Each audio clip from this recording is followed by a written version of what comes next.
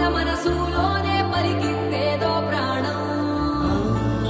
కన్నుల్లోనే గంగై పొంగిన ఆనందం, కాలంతో పరిహాసం చేసిన స్నేహం.